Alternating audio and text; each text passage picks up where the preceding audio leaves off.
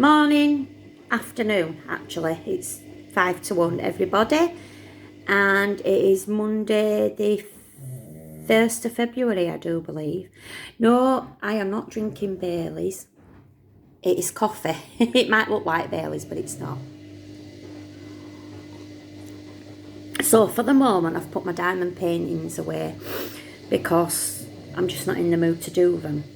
So I'm reading a Kindle. Now, the reason why I ain't got it on is because I could get probably copyright striked. But I'm reading about the Yorkshire Ripper. Now, I have watched the documentary, or whatever it is, on Netflix, the 4-part series thing. And I'm reading the book. And it baffles me how West Yorkshire Police got it so wrong back in the days. 9 times they interviewed Peter Sutcliffe. He even had the same boot marks of what was found on one of the, or two of the victims in the mud. And he worked, I can't remember where he worked, but he worked at a place where he drove a truck, and they'd been in there and interviewed him there.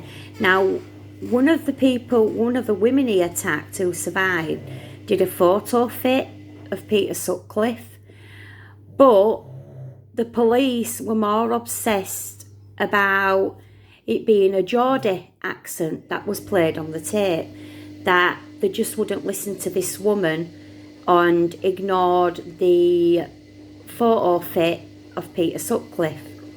Now, if they'd have listened to her, took the photo fit back to Peter Sutcliffe's place, it'd have fit straight in place and no more women had been killed.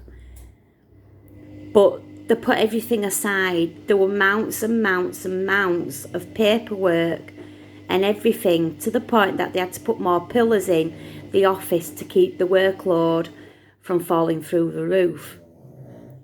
But all them women what were attacked just got slumped aside until after the trial began of Peter Sutcliffe. And even the women who went to the trial with him turned round and said he was the person who had attacked him, or two of said that anyway, and especially two of that we know of in the documentary. Then it comes to about that his wife Sonia was a paranoid schizophrenic, and whether Peter Sutcliffe was copying her behaviour or not, to be classed as mad, not bad. Now, he was claiming that he was hearing voices when he worked in a graveyard, and he heard voices that was telling him to go and kill prostitutes. Now, the mistake he made was he killed a couple of ladies, one only being 16, a young girl, who were not actually prostitutes but were working class women. But his instinct were that they were prostitutes and they needed to be killed just because they were walking home from work on an evening and he thought they looked like one. So, as you probably know, he did get sentenced and he did go to a normal jail. And then after 18 months of pleas, he was moved to a mental institution where he served the rest of his time. It was heard by one of his security men while he was in that hospital and his wife visited him, Sonia, that if he claimed that he was mad, he might get a lesser sentence for 10 years. That obviously didn't come out as well for him. But just think about what would have happened, all them lives what would have been saved. They are still saying that this unsolved cases, what are probably never going to be solved, what they think Peter Sutcliffe did. But even in solving them now, if they could, it's too late because he's a goner. So anyway, I just wanted to talk about that. I found it right interesting, and I'm still reading about it on here. The documentary obviously is a bit different to what I'm reading with the books, but I've got a couple of books to read on the Yorkshire Ripper, Fred and Rose West.